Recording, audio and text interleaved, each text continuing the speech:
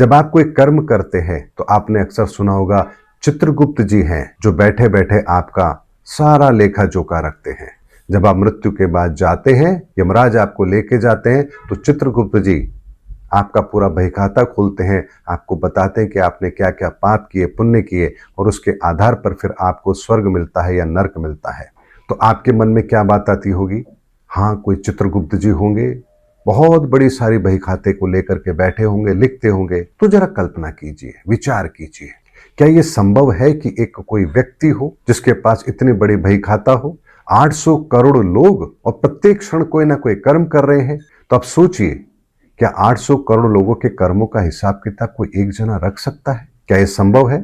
तो फिर जो कहा गया चित्रगुप्त जी आपके सभी कर्मों का हिसाब किताब रखते हैं, तो क्या यह झूठ है? नहीं सनातनियों, जब तक सनातन को नहीं समझेंगे, शब्दों के रहस्य को नहीं समझ पाएंगे।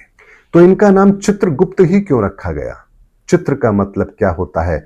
दृश्य, और गुप्त का मतलब होता है भेद, छुपा हुआ।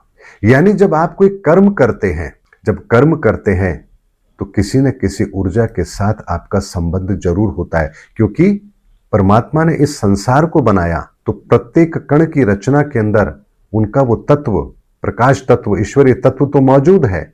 व्यवस्थाएं बेहतर रहे इसलिए ईश्वरीय व्यवस्था की गई है, और मनुष्य को आसानी से बात समझ आ जाए भौतिक संसार के अंदर, इसलिए भगवान की व्यवस्था की है।